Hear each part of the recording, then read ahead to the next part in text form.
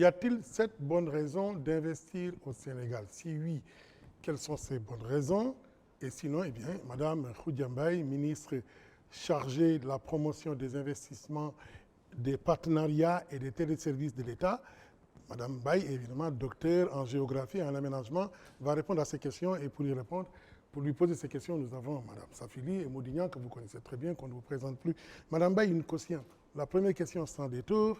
Monsieur Mamadou Ndoye a déclaré récemment dans un quotidien de la place, que la LD n'était pas suffisamment consultée et qu'il était probablement le dernier parti à être consulté après le PS, le PIT. Est-ce que vous vous sentez bien dans la majorité gouvernementale? Moi, oui, tout à fait, pour ce qui me concerne. Et je pense d'ailleurs que la LD aussi, parce que ce sont ces instances qui doivent le dire. Mamadou Ndoye est le secrétaire général du parti. Nous pensons que probablement il y a effectivement déficit de concertation. Je rappelle que c'est une question récurrente, on l'a souvent reproché à d'autres personnes, mais vous avez observé que ça faisait l'objet de débats. Est-ce que, évidemment, il y a déficit de concertation ou est-ce qu'il y a une perception, une appréciation différente?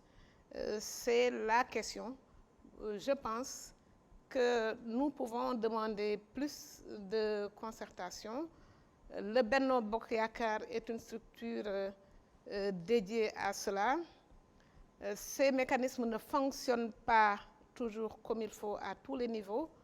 Mais comme je le disais il y a quelques jours à quelqu'un, je pense que Mamadou Ndoye et le président de la coalition ont des occasions de se rencontrer, d'échanger. Il nous rend souvent compte en instance d'échange qu'il aurait eu avec le président. Et je pense qu'on peut effectivement considérer qu'on en veut toujours plus. On ne peut pas dire qu'il n'y en a pas. Je rappelle que tout à l'heure, M. Mokhtar Ba, président de la Perle, vous prendra en aparté pour 2 questions essentielles sur la gestion du littoral. M. Mokhtar Ba qui a invité à l'occasion le président Atepa, Pierre Goudiaby Atepa, qui est un peu de l'autre côté de la caméra. La gestion du littoral, j'aurais bien aimé qu'on en parlât quand j'étais ministre de l'urbanisme et de l'habitat. Eh bien, vous en aurez l'occasion. Oui. Moi, je voudrais insister quand même sur la question concernant la déclaration de Mamadou Ndoye. Apparemment, il n'est pas satisfait du compagnonnage. Quand il affirme que le président de la République, président de la coalition Benno Bokk Yakaar, consulte davantage le PIT, le PS, l'APR que la Ligue démocratique, quand même, il n'est pas satisfait. Mais vous savez, moi je ne sais pas si c'est ça qu'il dit, parce que ça n'a pas été dit dans une instance de la LD, ça a été dit dans la presse. Ce qu'il disait dans la presse, à mon avis, sa première sortie à enquête, c'était pas dire on est consulté les derniers. Je note qu'il en parle dans sa sortie-réponse au porte-parole, qu'il aurait dit si nous sommes consultés. Et il dit si c'est ça, c'est que nous, LD, nous ne sommes pas là quand les autres sont consultés. Mais c'est sa responsabilité de secrétaire général, de personne morale du parti. Mais ça ne vous engage pas, moi, vous, en tant que ministre de la République? Cela ne m'engage pas parce que ce qui m'engage, moi, ce sont les positions qui sont discutées et arrêtées en structure de la Ligue démocratique. Donc, il y a une frontière entre le parti et le gouvernement. Oui.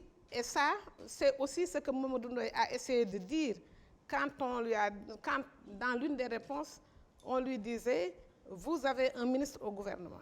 Évidemment, le ministre au gouvernement est dans une position au Conseil des ministres qui n'est pas une position, qui ne porte pas une position de parti. Je ne suis pas représentante de la LD quand il y a des mesures qui se font. Parce que la LD a un programme de société, a une ligne politique qui n'est pas identique et conforme à ce qu'est la ligne de l'APR. Et encore que, même la ligne de l'APR n'est pas celle qui, de mon point de vue, est défendue au niveau du gouvernement. Ce que j'assume au niveau du gouvernement, c'est que le président Macky Sall était candidat à une présidentielle en 2012. Il n'était pas mon candidat. Je ne sais pas si vous, membre du comité de pilotage des assises, vous étiez présent le jour entre les deux tours où Macky Sall est venu aux assises. J'étais là. Si vous étiez là, vous avez dû m'entendre dire que moi, j'étais partie en campagne pendant que la tendance ce jour-là était à accompagner, appuyer la candidature de Macky Sall qui avait pu amener Abdoulaye Wade au deuxième tour. Ce jour-là, j'ai dit, moi, j'étais partie en campagne contre Abdoulaye Wade et ses fils, et parmi ses fils, j'ai classé Macky Sall. Et donc, si je dois aller battre campagne encore, il me faut plus d'engagement. À l'époque, c'était sur les audits fonciers, sur la réforme du système judiciaire et c'était sur l'équilibre des pouvoirs. Moi, madame, je comprends très bien. Donc, mais je ne suis pas moi. Quand vous dites que vous avez votre programme, Oui. Ce n'est pas le programme qui est appliqué. L'APR a son programme, ce n'est pas le programme qui est appliqué. Ça m'étonne quand même. C'est le PSE, c'est quel programme? Mais justement, je vais vous le dire. Ce que le PSE... Et si vous en êtes là, moi, je suis en train de me poser la question de savoir ce que vous faites dedans.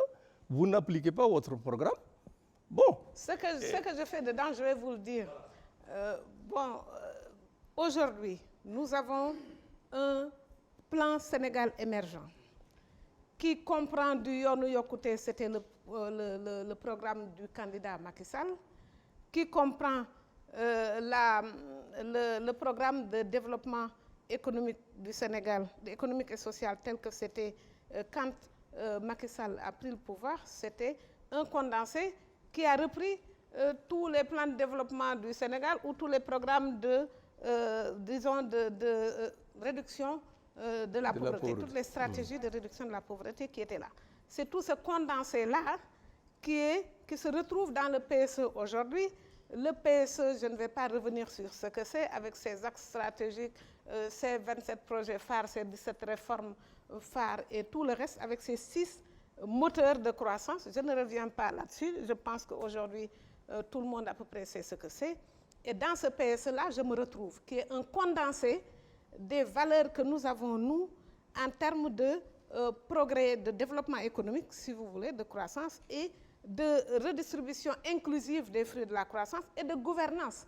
Il y a, de mon point de vue, des valeurs fédératrices qui peuvent emporter ce que moi je fais de la LD et ce que j'ai cru, ce qui est l'histoire de ma vie. D'accord. Bon, nous n'avons pas beaucoup de temps, je n'insiste pas. Peut-être que je peux passer à une autre question d'actualité. Vous êtes dans le gouvernement. Oui.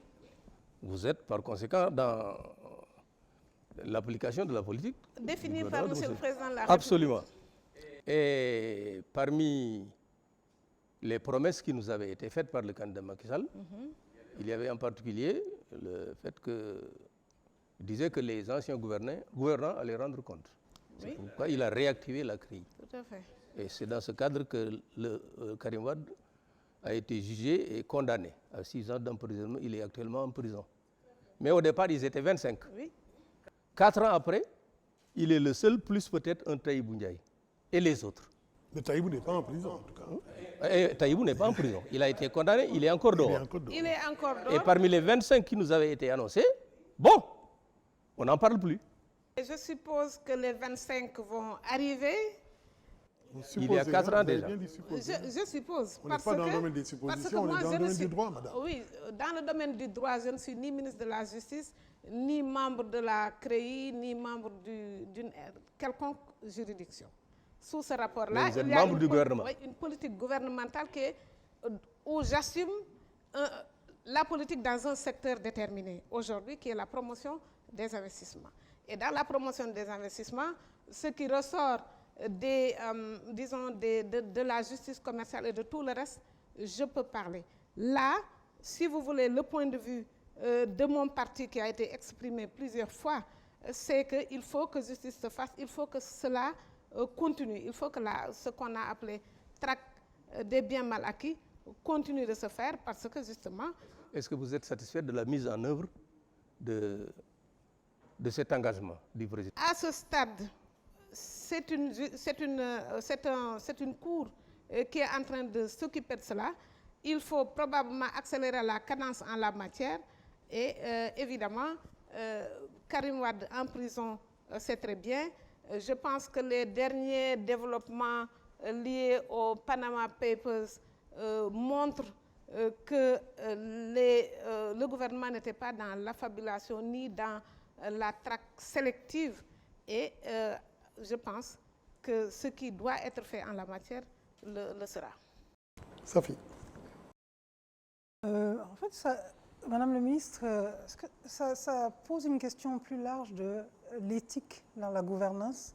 Bon, le Sénégal se targue d'être un modèle, ou en tout cas se positionne en modèle de gouvernance éthique. Cette traque des biens mal acquis, aujourd'hui, effectivement, de dire qu'il faudrait que la cadence accélère, c'est un euphémisme, un doux euphémisme. Vous parlez des Panama Papers, l'affaire Panama Papers. On dit qu'éventuellement, voilà, ça viendrait enfoncer le clou. Aujourd'hui, il y a la question de la responsabilité de l'ancien ministre du Transport dans toute l'affaire de la création de la nouvelle compagnie aérienne. Quid de, est-ce qu'on passe par perte et profit, tout ce qui a été fait dans la précédente compagnie, Sénégal Airlines, Air Sénégal, je me trompe un petit peu dans les noms. Aujourd'hui, il y a le cas de Mme Aïda Mbodj avec la question du cumul des mandats. On a l'impression que les choses sont faites, que l'éthique est sélective. Alors aujourd'hui, quelle est la ligne du gouvernement pour se positionner en modèle de gouvernance éthique? Mais un modèle de gouvernance éthique sur l'affaire des tracts des biens mal acquis, je pense que c'est une question qui est posée au Sénégal, qui est posée à plein d'autres pays. Et si l'on se réfère à comment il est difficile justement d'accéder à l'information pour ce qui concerne, disons, les paradis fiscaux, l'on comprend les problèmes.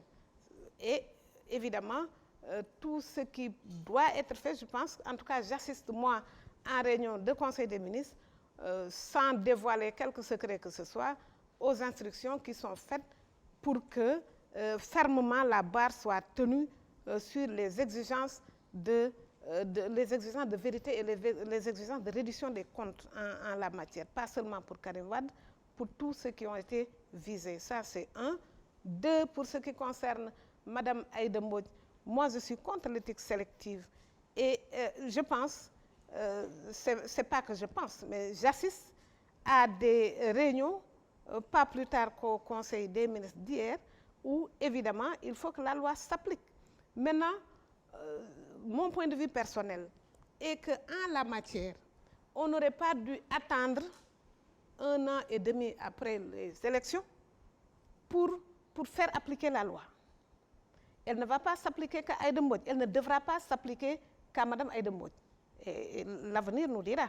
Si les autres personnes visées, je pense que le ministre de la Gouvernance locale est assez clair là-dessus, les autres personnes visées, fussent-elles de la majorité ou précisément de l'APR, devront subir la rigueur de la loi. Ça va se faire. Oui, mais c'est un effet avec beaucoup de retardement quand même. Ouais, on dit quand même, essayer de prendre toutes les précautions pour que tout le monde, tous les concernés soient sanctionnés. Vous mettez de l'eau dans mon moulin. Je dis qu'on n'aurait pas dû attendre maintenant pour le faire. Aujourd'hui, je pense que ceux qui devaient démissionner, Mme Aïda Mbodj et consorts, n'auraient pas dû attendre d'avoir dépassé le délai pour le faire. Et le gouvernement n'aurait pas dû attendre, le ministère de la Gouvernance locale n'aurait pas dû attendre tout ce délai-là pour faire appliquer la loi.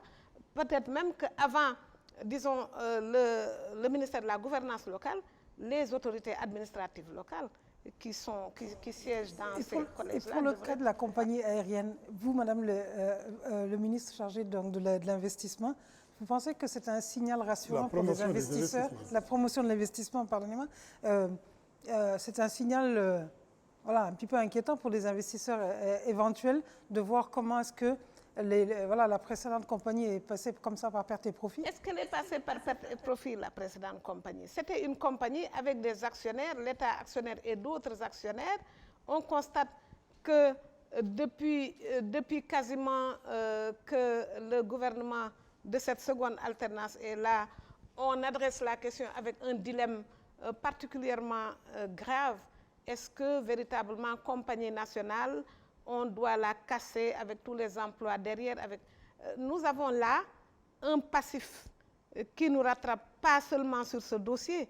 Il y a tout le passif, y compris sur les sociétés de handling, de trucs au sol, etc., dont les montages financiers, comme ceux de l'aéroport international Blaise Diagne, sont des montages qui cachent un certain nombre de pratiques pas très claires, en termes pas très claires, pas très transparentes.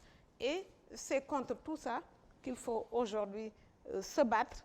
Et je pense que le gouvernement prend le temps de regarder les dossiers, de prendre des décisions. Ce sont quelquefois des décisions difficiles, mais disons, la garantie de transparence qui est derrière permet aux investisseurs de venir là-dessus. Parce que vous le savez, il y a un certain nombre de mécanismes qui ont été mis en place pour ériger la transparence en mode de gestion. Voilà, madame, avant de on laisser, peut en être satisfait ou pas, mais... avant de laisser Mody ça poser marche. la dernière question sur la politique, moi je voulais vous demander le cas de Seydou Sy Sall. Il a disparu comme ça un peu des radars, si on peut dire ainsi, si on peut parler ainsi. Est-ce qu'il est toujours à la LDMPT ou est-ce que, parce qu'on l'a vu dans un mouvement citoyen, c'était une des figures emblématiques de la LD qui a séjourné au gouvernement, qui a occupé le poste que vous avez occupé précédemment. Qu'est-ce qui est arrivé avec Seydou Sy Sall? Mais vous savez, je pense que c'est Seydou Sy Sall qui sera la meilleure personne pour répondre à cette question-là. Moi, je suis à la LD depuis bientôt 40 ans. Je crois qu'il m'a trouvé là-bas. Je ne le vois plus dans les instances de la LD. Donc, il vient plus. Je n'ai pas entendu dire qu'il a démissionné. Je n'ai jamais vu sa lettre de démission, mais je ne le vois plus dans nos instances. Je l'entends dans d'autres Il dirige un mouvement structures. citoyen. Je ne sais même pas. J'avoue que je ne passe pas... Mais mon nous avons temps des à le indiscrétions qui nous disent qu'il aurait quitté la LD depuis 2007. Il était ministre quand même. Quand on a fait la campagne en 2007, il était là. En 2012 même, à la présidentielle, il était là. C'était l'un de nos plénipotentiaires quand on négociait pour Benno Siggil Sénégal. Donc il était là. Et il était même candidat en 2012 pour les législatives. C'était l'une des pères, enfin l'un des binômes à Koungheul. Et puis après, on ne l'a plus revu après les... Il a disparu, en tout cas. Oui. Enfin. Peut-être moi, je voudrais revenir rapidement. Tu sais, Khoudia, moi je suis un peu... je voudrais savoir votre appréciation, parce que je vous ai connu à travers le Sud-Est, nous avons lutté ensemble, Oui. etc. Quand le président de la République, pour revenir un peu en arrière, parlant de certains dossiers, dire que j'ai mis le coude sur certains dossiers. Ça vous fait quoi? Bon, je n'aurais pas... Et c'est la vérité. On sait qu'il a mis le coude. Et il le dit. Moi, je ne sais pas sur quel dossier il a mis le coude. Je serais lui, j'aurais mis le coude sur aucun dossier, si vous voulez mon avis. Je ne mets le coude sur aucun dossier. Mais, bon, finalement, la question c'est à l'évaluation, parce que tous les compagnonnages doivent être évalués. Et à l'évaluation, je pense que les Sénégalais vont évaluer Macky Sall en 2019. C'est ça l'engagement. Maintenant, la LD doit aussi, à des étapes déterminées, évaluer le compagnonnage et en tirer les conséquences. Je pense qu'il y a des points de rupture qui peuvent intervenir. Ça n'est pas encore le cas de mon point de vue. Et si j'entends le bureau politique à l'aune de ce qui vient de se passer pour le référendum, je considère que le point de rupture n'est pas arrivé. On pensait que ce point de rupture allait intervenir quand, le 16 février, le président a renié sa parole et on a senti quand même des états d'âme au niveau de la LD. Après, ils ont regagné les rangs. Apparemment, je ne sais pas ce qui a pu jouer. Hein. Est-ce que c'est des intérêts personnels des ministres ou est-ce que c'est une position politique réfléchie? En vérité, à la LD, il n'y a qu'un ministre et ça se trouve que c'est moi. Et ça se trouve que je suis une personne, je pense, pour laquelle il est reconnu qu'elle ne fonctionne pas sur des intérêts partisans. Parce que, si vous voulez, je considère que Macky Sall, pas plus que Mamadou Ndoye, n'ont fait ma carrière et ne la feront pas. Et ce que je dois être et devenir, je n'ai pas besoin de l'un ou de l'autre pour exister. j'existe sur les principes intrinsèques à comment je conçois la vie et à pourquoi j'ai adhéré à la LD. Et à ce niveau-là, je pense que justement, ce qui me lie à tous les autres membres de la LD, c'est ce que nous croyons ensemble. Et chaque fois, je pense que c'est également une marque de fabrique. Nous posons les problèmes, nous les discutons, et quand on les a discutés, la position majoritaire s'impose à tout le monde. Le président s'est renié. On l'a souvent dit, je constate que le peuple sénégalais ne lui en a probablement tenu rigueur. Pourquoi? En termes de, parce que le référendum qu'il a demandé a donné un oui à des proportions importantes. 62% de moyenne. Je suis moi-même maire. J'ai été dans ma commune au-delà de ces 62%. Je considère que c'est quand même une validation d'une proposition. Vous y avez mis le prix quand même pour gagner. Y mettre le prix, c'est quoi? Le prix fort. Le tarif. Le prix, c'est quoi? Le Moi, prix, en c'est... tout cas, je n'ai pas mis... Pas vous, mais de façon générale, quand même, on sait que beaucoup d'argent a été distribué. Je ne sais pas si ça a été mesuré. Je ne sais pas si c'est beaucoup plus d'argent que ce qui se passait avant. En tout cas, moi, je pense qu'il a fallu se battre pour que le référendum, le oui, l'emporte au référendum. J'aimerais bien qu'on me dise quel est le rapport entre ce qui a été mis pour faire triompher le oui et ce qui a été mis pour faire triompher le non. On va passer à la deuxième question, mais Madame le ministre, avant de passer la parole à sa fille, Macky Sall avait promis des ruptures. Quand même, on pensait qu'avec Macky, on aurait plus ce genre de comportement, ce genre d'attitude, des élections complètement tarifées. Je pense que si, quel que soit le montant, ce n'est pas une question d'échelle de valeur, c'est une question de principe. C'est une question de principe. Des élections tarifées. On a vu ce qui s'est passé aux parcelles Asseni, à Grand-Yoff. En tout cas, ce qui s'est passé chez nous... Si tu permets. Oui, vas-y Sophie. Sur ce même point. Madame le ministre,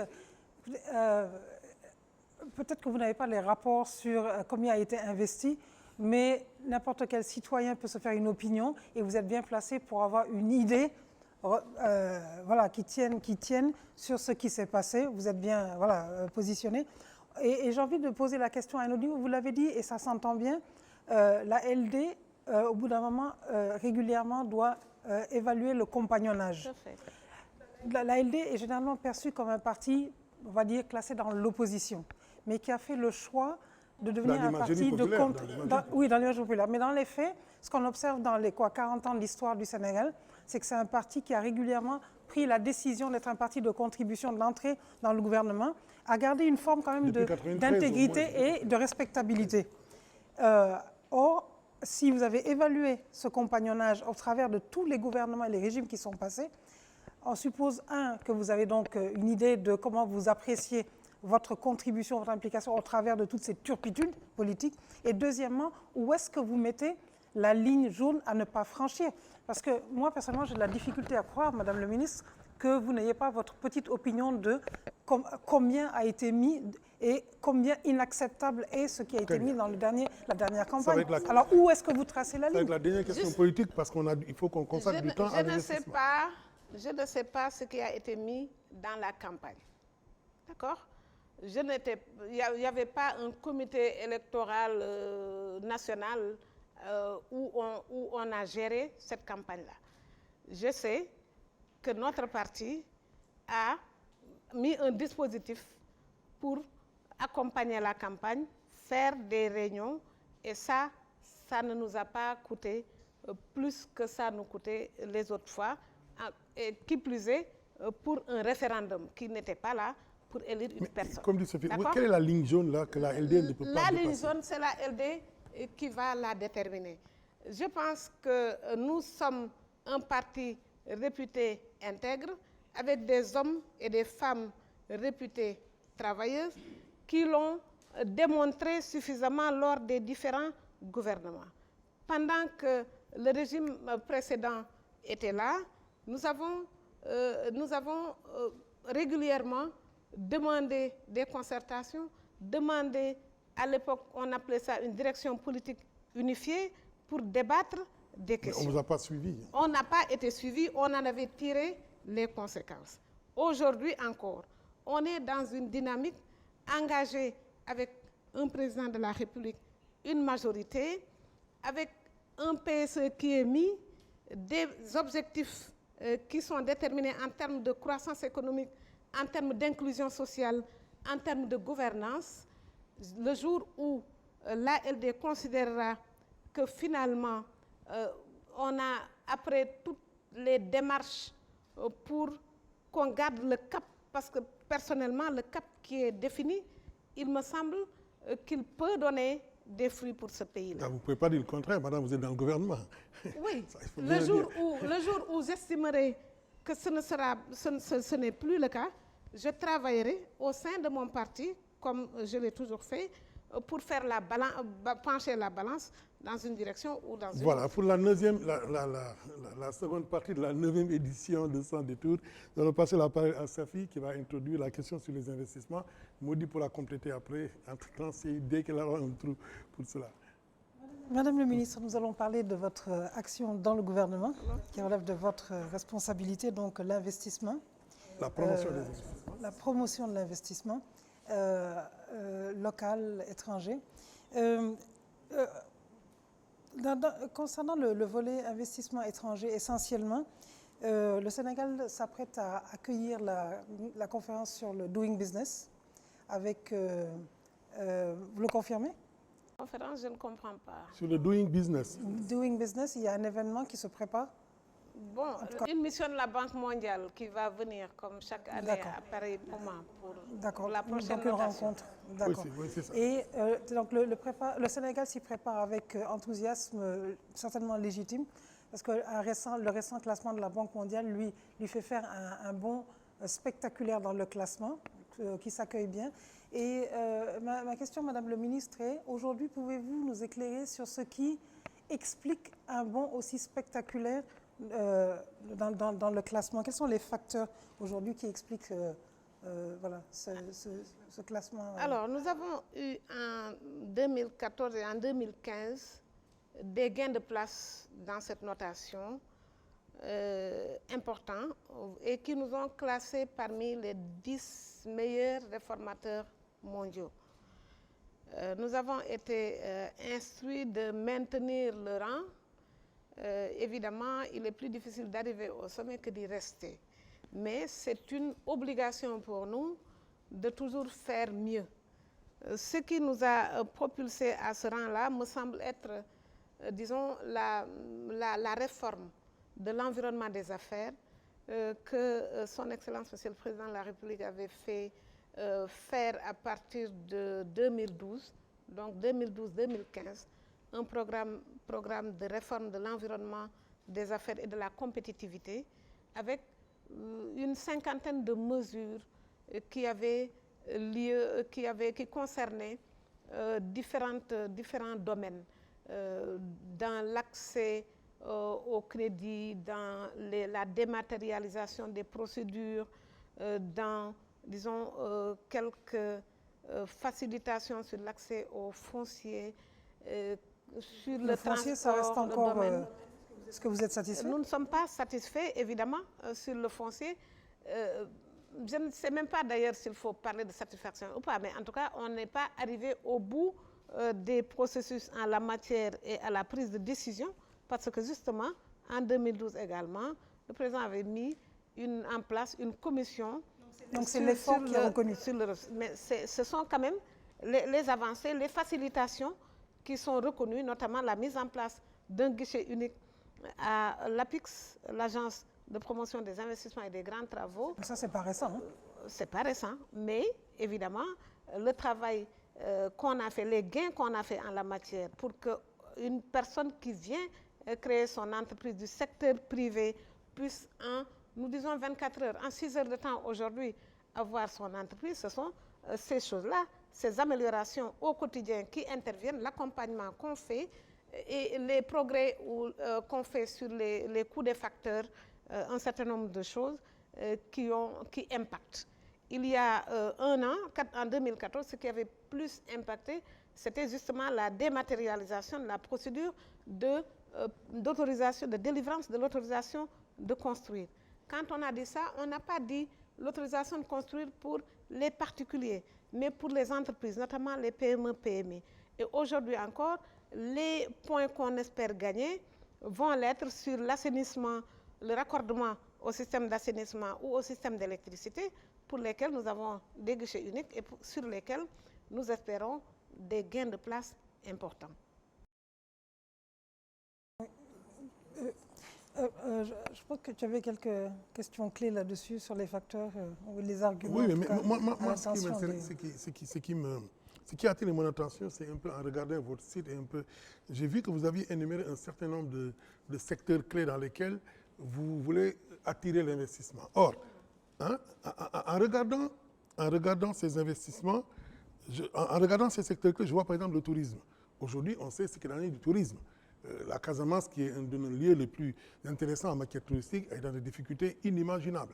Le secteur touristique a perdu près de 80% de ses capacités en raison de facteurs combinés, Ebola, ainsi de suite, et maintenant le terrorisme dont on parle.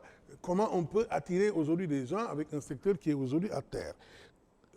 On parle également des produits de mer. Les produits de mer sont également un secteur où effectivement le piratage a complètement ravagé nos côtes et de ce point de vue-là, c'est difficile d'attirer des gens. Les téléservices au Sénégal, bon, on peut en parler parce que c'est votre ministère, c'est des choses sur lesquelles effectivement il y a des progrès sensibles. Absolument. Mais dans le domaine de la santé aussi, on a beaucoup de problèmes.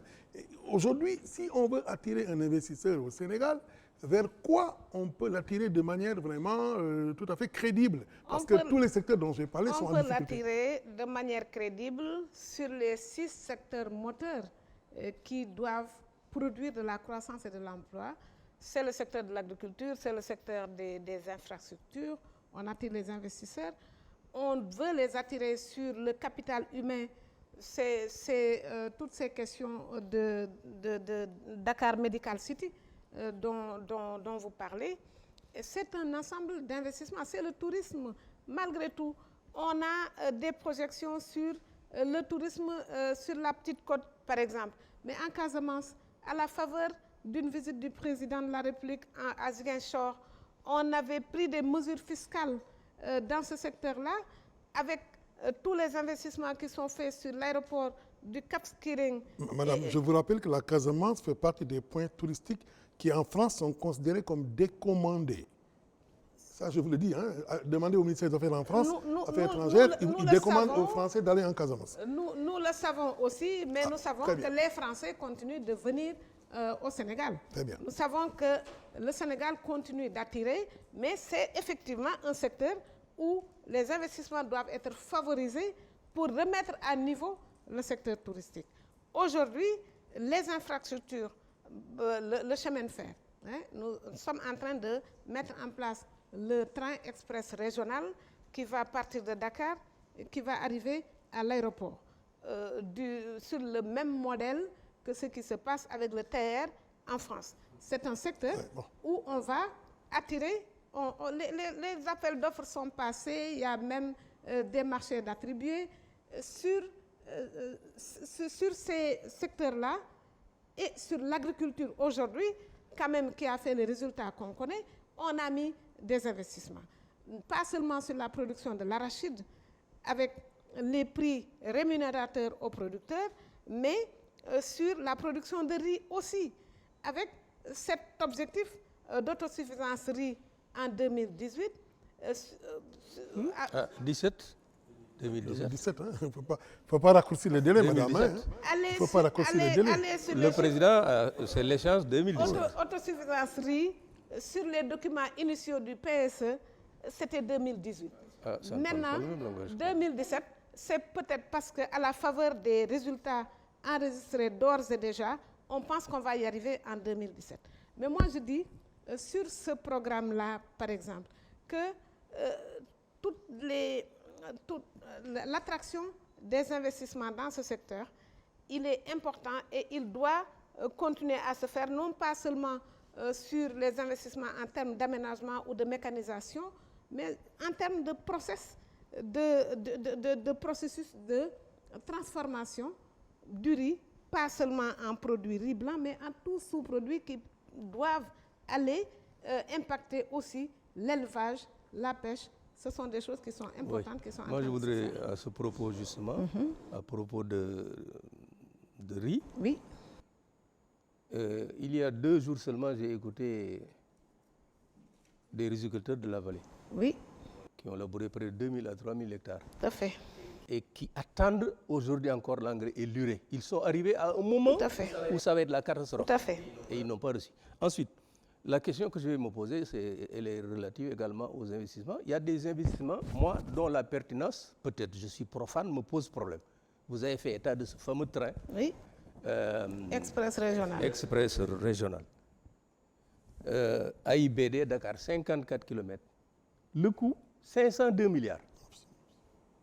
502 milliards. Et on nous dit, pour nous convaincre, que c'est à une pointe de vitesse de 160 km, etc. Alors que le train va traverser 14 gares. Ce train n'aura même pas l'occasion de faire 80 km. Il en est ainsi de Et puis 507, il a Touba. Touba, c'est 480 milliards. 416 milliards pour 112 km. 112 km. Alors, moi, ça me pose des problèmes, la pertinence de ces investissements-là. Parce que 502 milliards quand même pour 54 km, AIBD Dakar. Alors qu'il y a l'autoroute, si vous prenez l'autoroute à péage, en 40 000, 50 000, vous êtes à Dakar, les 502 milliards auraient pu être utilisés à contourner, par exemple, La Gambie. La Gambie.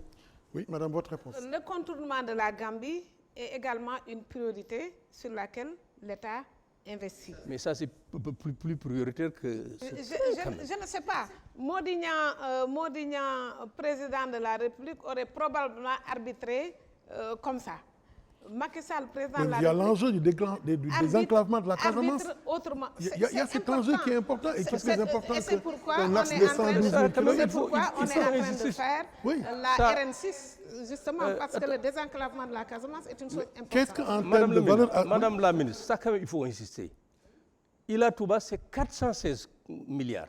54 km, 500, ça fait 900, presque 1000 milliards pour faire 54 km. Et la Gambie a moins de 50 km de Ziguinchor. Imaginez si on avait investi ça, la moitié seulement, pour désenclaver la Casamance. Mais le désenclavement, Les répercussions économiques que cela entraîne. Ce n'est pas exclusif. C'est-à-dire que sur le contournement de la Casamance, sur le désenclavement de la Casamance, des investissements sont en train d'être faits. Dans le cadre du MCA, la RN6 c'est le temps. Les Américains sont même découragés. Le médiateur américain a même démissionné. C'est là peut-être qu'il faut bien se poser la question. À un moment donné, c'est la rébellion casamançaise, en tout cas des populations, qui disaient que la route ne va pas passer là. Il a fallu le temps de la médiation, parce que ça aussi, ce sont des contraintes sur la Casamance. Je voudrais quand même lui poser une question. Allez-y. Si la Ligue démocratique était au pouvoir, est-ce que vous alliez privilégier entre 502 milliards pour faire 54 km et le désenclavement de la et le Casamance. désenclavement de la Casamance? Si vous étiez au pouvoir. La Ligue démocratique va devoir arbitrer sur ça, avec les intrants à la réflexion qui vont être nécessaires. Probablement que ça ne serait pas la priorité de la LD, mais ça peut aussi faire l'objet d'une balance. On envisage, parce qu'il faut avoir quand même, après tout, une vision systémique de la situation. Nous avons un aéroport international sur lequel on envisage de faire transiter 3 millions de passagers. Il y a la route, mais il y a aussi le train. Vous n'allez pas me rétorquer la route, parce que si on a un autoroute A, je ne sais pas trop quoi, qui va à Roissy. Au niveau du sous-développement où nous nous trouvons, Madame le ministre, au niveau de notre et de nos problèmes, nous avons tellement de priorités qu'on se permette 507 milliards pour 54 Et Madame le ministre, pour renforcer ce qu'a dit Modi, un train jusqu'en Casamance ne nous coûterait que 600 milliards de francs CFA. Madame, il y a quand même un arbitrage à faire. La Casamance, c'est quand même important, c'est le grenier du Sénégal. Aujourd'hui, sur le Dakar-Bamako, il y a...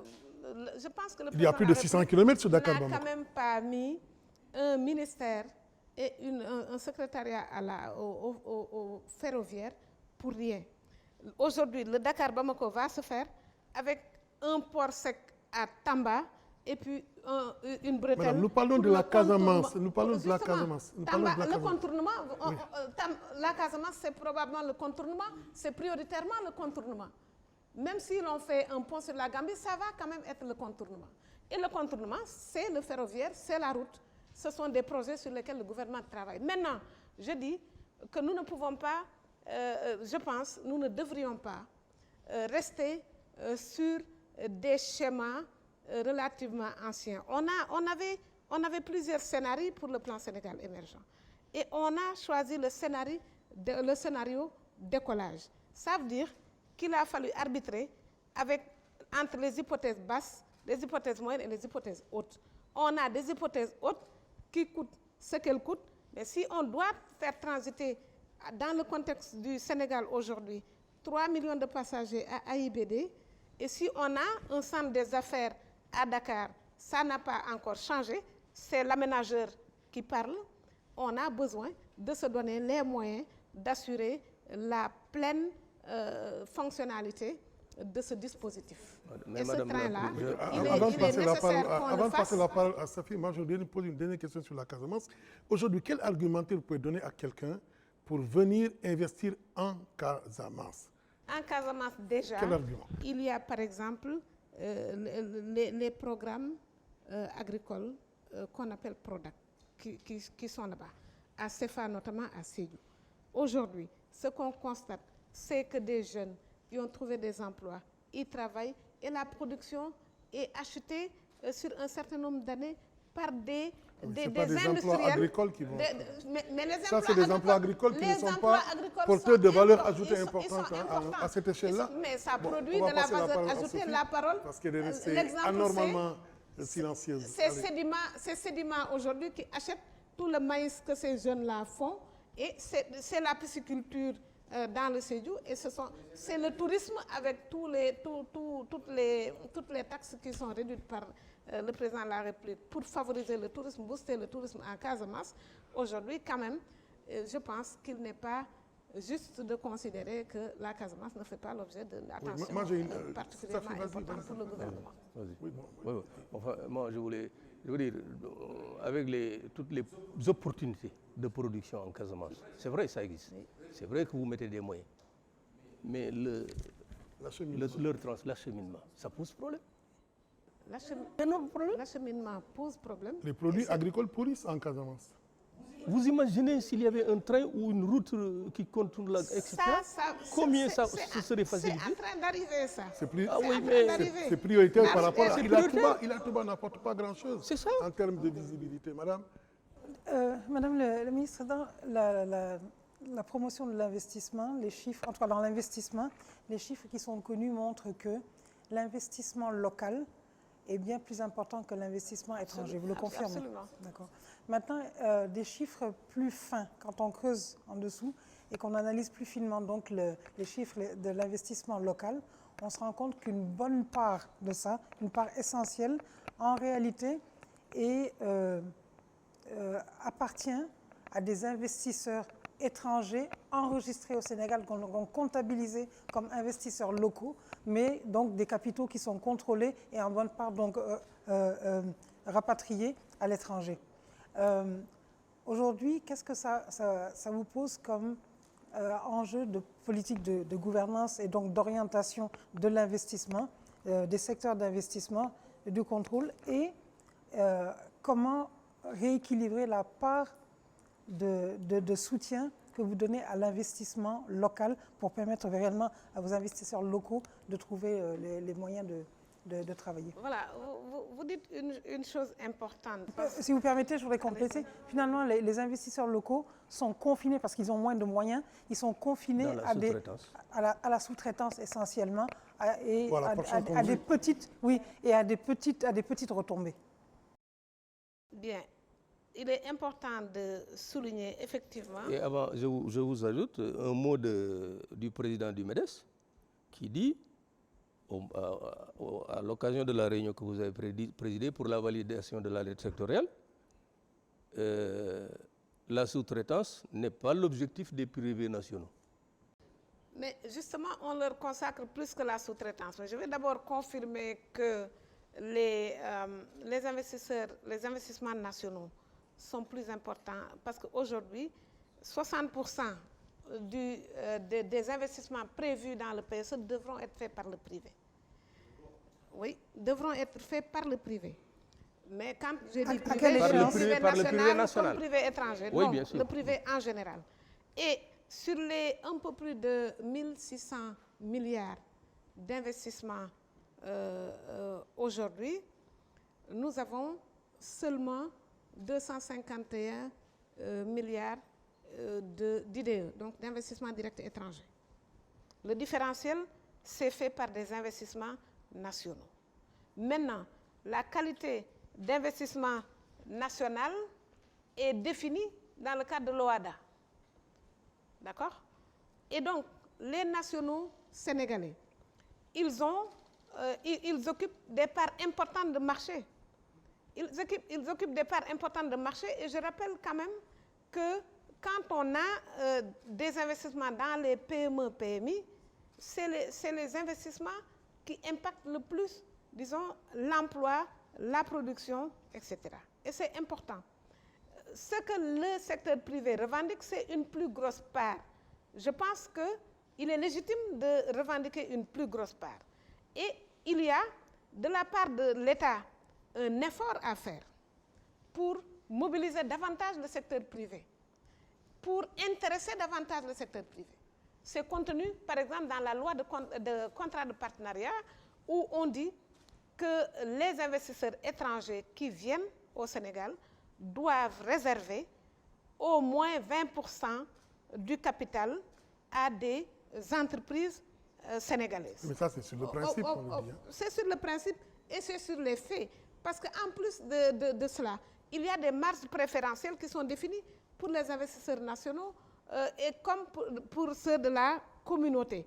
Maintenant, ce que nous disons, ce que les privés revendiquent, c'est que ces dispositions-là qui existent dans le cadre juridique et réglementaire des contrats de partenariat soient étendues aux autres catégories d'investissement.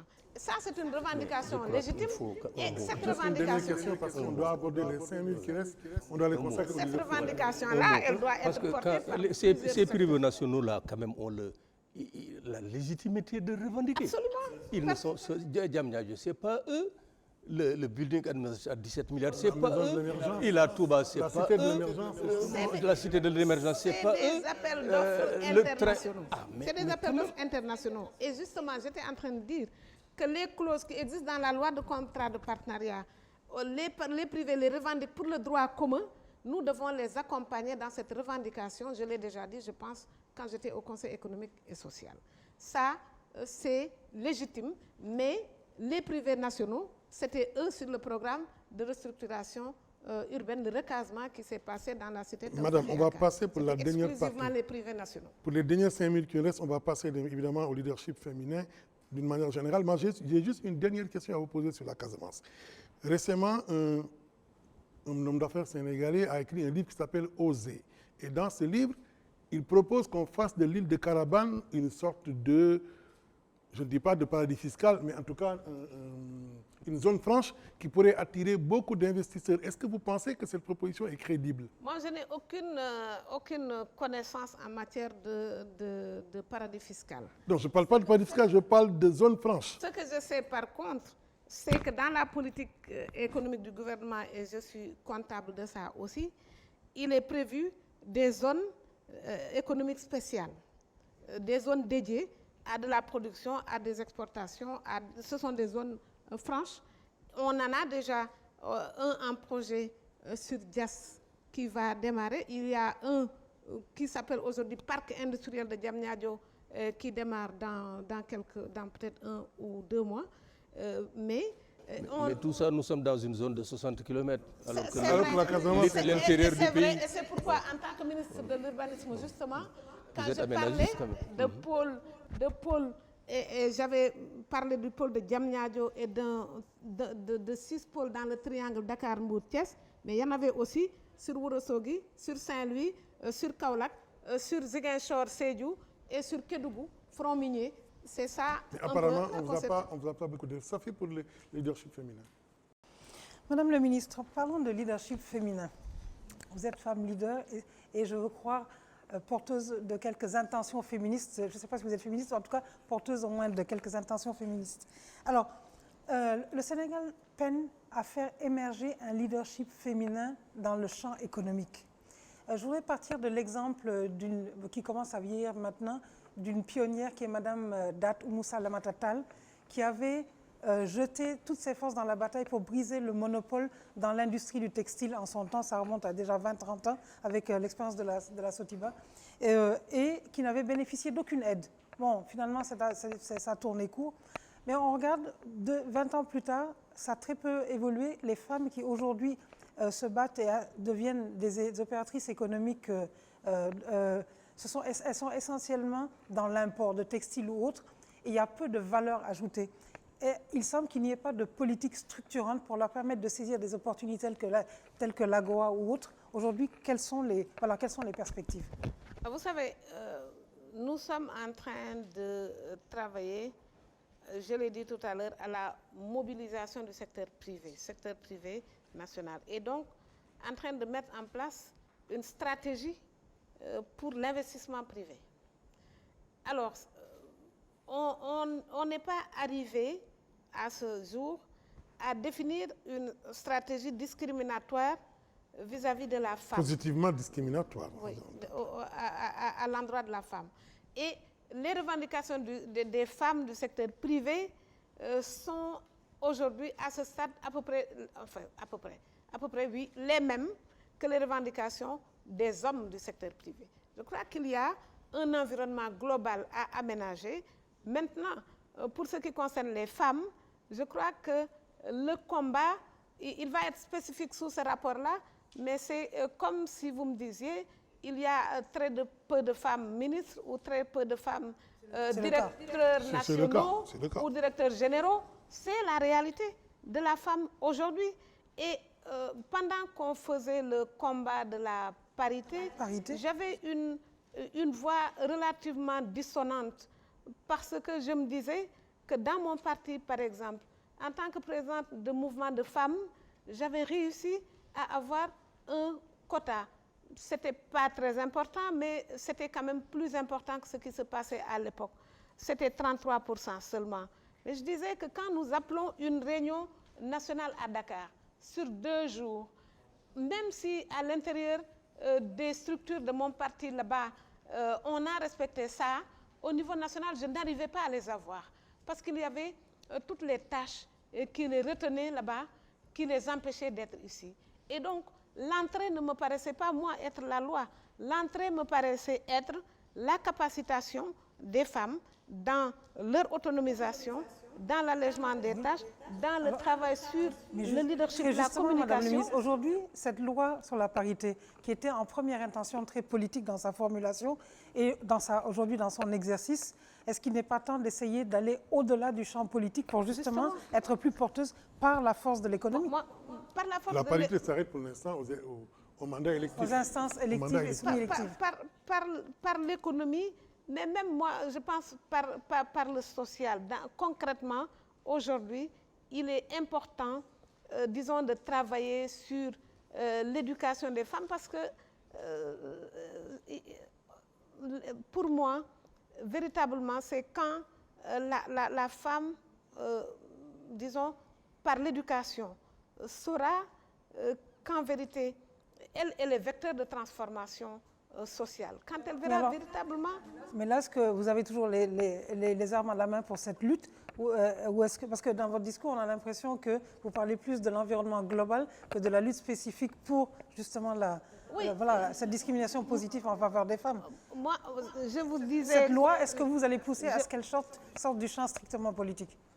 Est-ce que vous êtes les armes à la main? Les armes à la main, aujourd'hui, c'est le ministère de la promotion des investissements. Et dans le ministère de la promotion des investissements, la stratégie à laquelle on est en train de réfléchir va essayer de prendre en compte ces questions avec les actrices concernées. Parce que moi, je connais des femmes qui sont chefs d'entreprise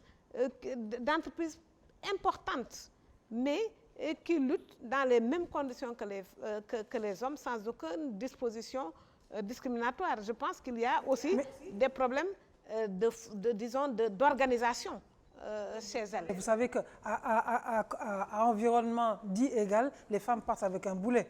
Ça, même si elles luttent, c'est parce qu'il n'y a pas justement de mesures voilà, de Elles partent discrimination avec positive. un boulet, c'est vrai pour elles, c'est vrai pour moi, c'est vrai pour toutes les autres femmes. Et vous êtes ministre, madame, hein, vous n'avez pas... Oui, mais justement, visiblement. est-ce que je serai seulement ministre avec toutes les compétences et tout le parcours Et la LD? mais ça, c'est toutes les femmes. Bon, Maudit va poser la dernière question. Je ne suis pas secrétaire général de la LD. Hein. Mais vous pouvez postuler, c'est libre. Hein. De toute façon, M. Ndoye n'est pas loin de la justement, retraite. Est-ce que c'est libre? Je ne sais pas. Je ne peux pas le dire. Vous pouvez le Mais dire. vous êtes femme dans la LD. Maudit. La dernière question, peut-être, ça va porter sur la sécurité routière. Vous avez remarqué en tant que membre du gouvernement que c'est en dernier, il y a eu un regain d'accidents particulièrement mortels. C'est extraordinaire. La rue tue. Au moment où on nous dit que nos infrastructures routières sont attrayantes, sont attractives. Et je n'ai pas le sentiment que le gouvernement ait suffisamment réagi face à cette situation-là. Bon, vous pouvez le dire de l'extérieur, mais moi qui ai entendu le président de la République s'emporter sur ces questions, parce que les derniers accidents-là... Et là, moi, j'apprends qu'il s'emporte souvent, et après il oublie. Les derniers accidents-là, ce n'était pas seulement la route. Je vous ai dit que j'étais maire, et sur ma commune, c'était dans un marigot, que 9 personnes sont allées mourir. 9 personnes, c'est la même période. C'était le même jour, quasiment, entre le lundi dans la nuit et le mardi matin. Donc, ce sont des questions qui sont graves, qu'il faut interroger et pour lesquelles le gouvernement doit effectivement être, de mon point de vue, assez disons, c'est pas dur que je cherche. C'est sévère, il faut sanctionner. C'est la sanction que je cherche. Voilà. Je ne savais pas comment l'internaliser. Il faut sanctionner, or on ne sanctionne pas suffisamment. Il faut qu'on sanctionne. Absolument. Et il faut que les Sénégalais jouent leur part, prennent leur part dans cette affaire, en termes de discipline, en termes de conduite, mais effectivement, s'ils n'arrivaient pas à respecter la discipline, parce que ce sont sur les routes les meilleurs que les gens se tuent le plus. S'ils ne risquent rien, ils conduisent comme Il faut que la discipline soit inculquée, imposée, mais est-ce que nous ne sommes pas à devoir nous poser si les nouvelles routes dans lesquelles nous investissons et que nous construisons ne sont pas des tueuses? Dans tous les cas, ce sont des routes. Il faut qu'elles soient aux normes, pas étroites. Je considère, moi, que la route de Mbour, par exemple, que je pratique souvent, elle est trop étroite. Il faut qu'on mette des routes aux standards mondiaux et qu'on fasse respecter les vitesses. Moi, quand vous voyagez... Madame, on parle de mobilité urbaine, mais il y a une mobilité communautaire, d'abord sociétale. Or, quand vous prenez l'avenue Cheikh Anta Diop, aujourd'hui, elle a coupé la mobilité simplement de ce quartier. Vous allez à Grand Yoff, aujourd'hui, ce sont des quartiers qui sont coupés en dépit simplement de toute logique d'une vie, spatiale, d'une vie de communauté. Il faut penser les choses. Nos ingénieurs aménagement, en la matière. c'est une question d'aménagement. Vous êtes spécialiste de l'aménagement. Il n'y a pas seulement ça, il y a les ingénieurs, il y a l'aménagement, il y a la planification urbaine, il y a aussi d'ailleurs la question de la prise en compte de déplacement des handicapés. Voilà, merci madame. Nous avons en tout cas cette bonne raison de vous avoir invité ici. Je vous rappelle tout à l'heure que vous aurez en aparté M. Mokhtar Ba qui va vous poser des questions très spécifiques. La 9e édition de Sans Détour est terminée. Je vous remercie de l'avoir suivi. Merci et à la prochaine fois.